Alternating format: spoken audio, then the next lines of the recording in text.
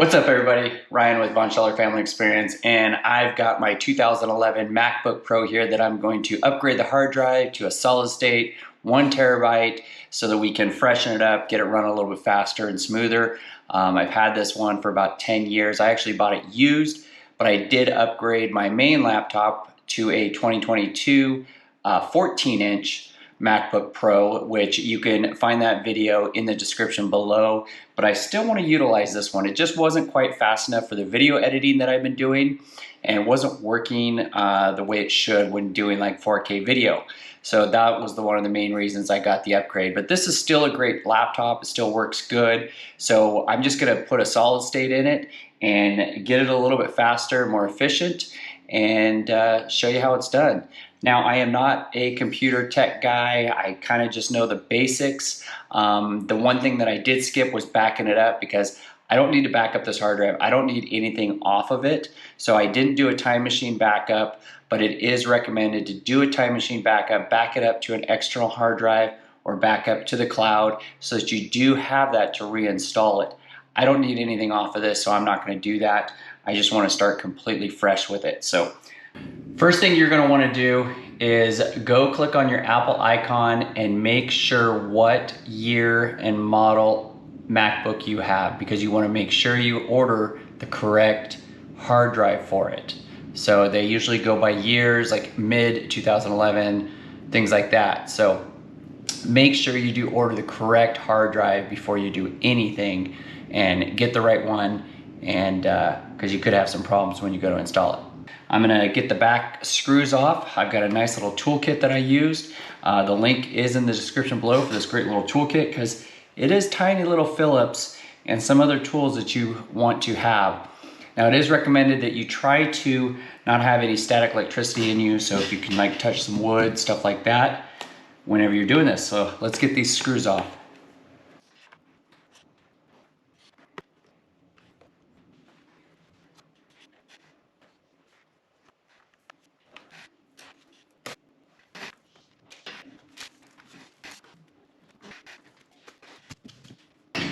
First thing you're going to want to do is disconnect the battery. That way the battery is disconnected, doesn't power it up or anything. In this little toolkit, it's got some plastic tools, because you really don't want to be touching it with metal. So we're going to see, and as you can see, the battery is all right here. Right in front of it is the little battery connection. Okay, so I'm just gonna pop this off and just kind of get underneath it, and it just pops right out, just like that. So I used a plastic tool for that. Now we're gonna come over here to the actual hard drive that's right here. And there's a little piece that holds it in. Take that out. I'm gonna set it right there just like I had it.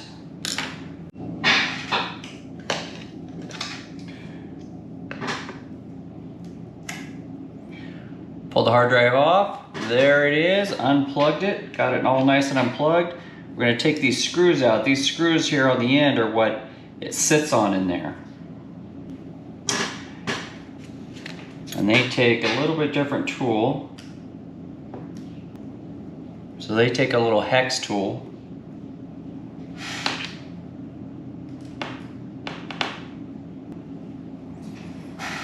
I'm also going to take the little tab off right here. That way I can reinstall it onto the new hard drive. So there's my hard drive. Got my new one here, and I'm going to put the screws back in it. Now, if you notice, these screws do have a little bit of Loctite on them. So you could essentially put a little more Loctite on them if you wanted to. I'm going to reinstall the small tab, and what this tab was is basically just makes it easy for you to pull it out. So I'm going to put that back in. We're going to come over here, plug it back in.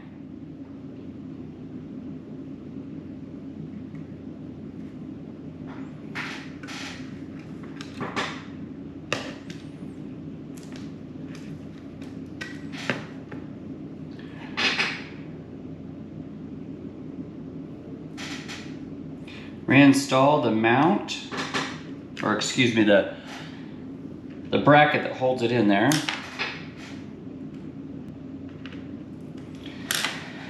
Don't forget to reattach your battery.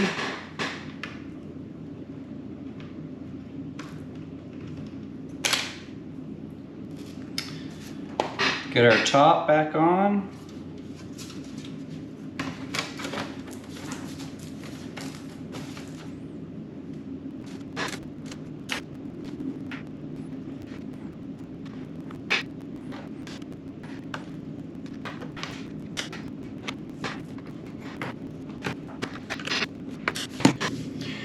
All right, so we got it all installed. Let's open it up and see if it works. All right, when we go ahead and fire it up, we're gonna wanna hold down Command R and then turn it on.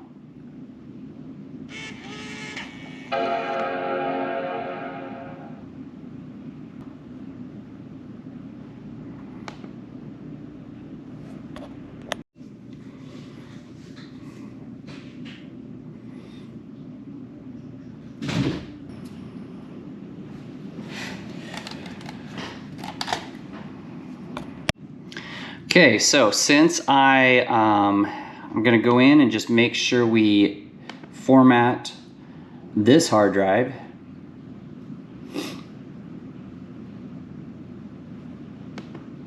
We're gonna go in here, go to erase, macOS journaled. We're gonna title it MacBook Pro E2011, and let's just go to hit erase.